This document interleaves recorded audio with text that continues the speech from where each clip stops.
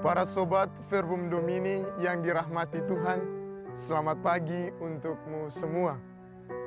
Senang rasanya bisa kembali menyapa Anda dalam ruang permenungan Sabda Allah, Verbum Domini edisi Senin 13 Februari 2023. Edisi permenungan kita pada hari ini akan didasarkan pada Sabda Allah dari Injil Markus, pasal 8, ayat 11 sampai ayatnya yang ke-13. Yang berkisah tentang orang Farisi yang meminta tanda dari Yesus. Saudara-saudari yang budiman, dalam hidup kita sehari-hari, seringkali kita berjumpa dengan tanda-tanda. Entah dalam pekerjaan, entah saat di sekolah, entah saat beribadah, hadir tanda-tanda yang menyiratkan sesuatu makna atau arti tertentu yang mewakili tanda tersebut. Misalnya seperti perayaan Valentine Day yang menandakan hari kasih sayang sedunia yang akan kita peringati besok. Terlepas dari tanda-tanda dan perayaan Valentine Day yang akan kita rayakan besok, dalam bacaan Injil hari ini, orang-orang Farisi pun meminta tanda dari Yesus. Tetapi Yesus bertanya dalam hatinya, mengapa angkatan ini meminta tanda? Sejenak, bila kita merenungkan pertanyaan yang dilontarkan Yesus kepada orang-orang Farisi, Yesus secara tersirat mengerti dan memahami arti dan makna pernyataan para orang Farisi yang meminta tanda darinya. Dia tahu maksud hati mereka. Dia tahu apa yang diinginkan mereka. Mereka sebenarnya tidak menginginkan tanda. Mereka sebenarnya tidak bertanya dengan serius kepada Yesus. Alias mereka hanya ingin mencoba Yesus. Motivasi orang Farisi dalam meminta tanda kepada Yesus tidaklah murni. Ada begitu banyak keajaiban, ada begitu banyak kebaikan, dan ada begitu banyak tanda yang telah ditawarkan Tuhan kepada setiap orang yang ia jumpai. Tanda-tanda yang diberikan Tuhan adalah tanda-tanda keselamatan yang berasal juga dari Bapanya. Mereka tidak menyadari bahwa kehadiran Yesus sendirilah adalah tanda keselamatan yang ditawarkan oleh Allah. Tetapi kenapa orang Farisi begitu dangkal imannya sehingga masih menanyakan tentang tanda? Menyadari akan kemunafikan orang-orang Farisi, Yesus memilih untuk tidak menjawab, apalagi memberikan tanda kepada mereka. Dia memilih untuk berdiam dan pergi serta bertolak menggunakan perahu ke pulau seberang.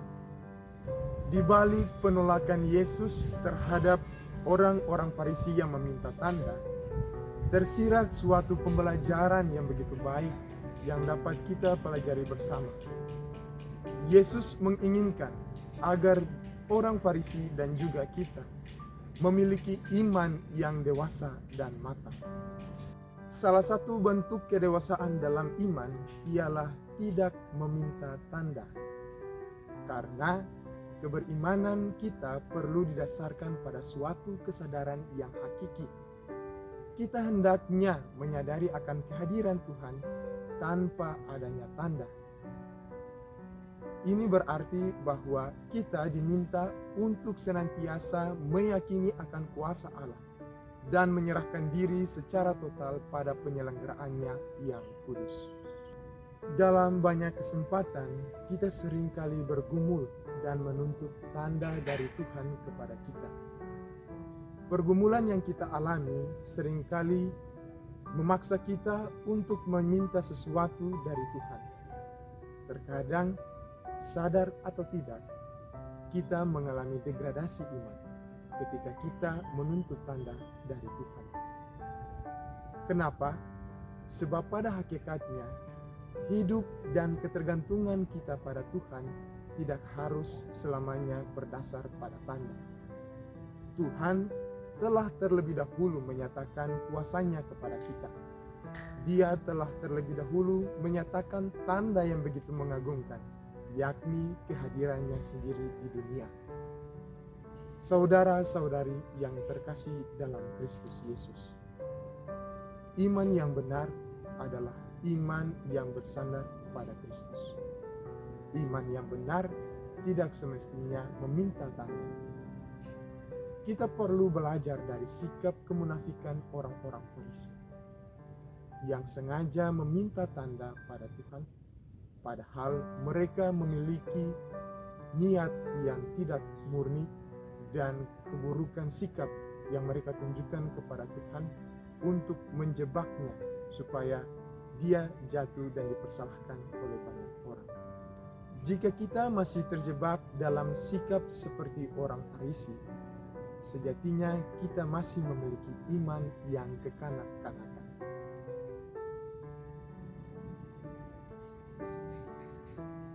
Tuhan telah menghadirkan begitu banyak tanda dalam hidup kita. Kini tugas kita ialah belajar dan memahami arti yang tersirat dari tanda-tanda tersebut tanpa harus meminta. Tuhan menghendaki agar kita tetap setia dan totalitas pelayanan kita tertuju hanya kepadanya. Melalui keseharian kita sehari-hari, kita hendaknya menjadi saksi dan tanda kehadiran Allah bagi sesama. Tentu tanda-tanda tersebut tidak harus kita hadirkan melalui suatu karya yang besar. Cukup dengan berbuat baik dan berlaku adil kepada sesama, sehingga tanda kehadiran Allah dan kasih karunia yang Tuhan anugerahkan kepada umatnya dapat dirasakan oleh setiap orang yang kita jumpai. Menjadi pribadi yang dewasa dalam beriman adalah suatu pokok tugas yang mesti kita wujud nyatakan sebagai seorang Kristen. Memiliki kualitas iman dan kedewasaan dalam percaya kepada Tuhan adalah tugas pokok yang harus dimiliki oleh setiap pengikut Kristus. Anda dan saya dipanggil untuk menjadi pengikut yang setia, yang tidak terlalu bersungut-sungut, yang tidak pernah mengeluh, yang tidak pernah meminta tanda secara berlebihan kepada Tuhan. Sebab pada hakikatnya, kehidupan dan segala rahmat yang kita terima ini adalah tanda terbesar yang dianugerahkan Tuhan kepada kita. Saudara-saudari yang baik hati, mari kita jadikan diri kita sebagai tanda kehadiran Tuhan melalui kebaikan, keadilan, tutur kata, sikap, dan tindakan kita kepada sesama. Semakin banyak Anda berbuat baik, maka semakin banyak pula tanda yang dirasakan oleh setiap orang yang kita jumpai. Menjadi tanda kehadiran Tuhan adalah menjadi karunia bagi sesama. Saya dan Anda ditugaskan untuk menjadi tanda kehadiran Tuhan untuk selama-lamanya. Tuhan memberkati kita.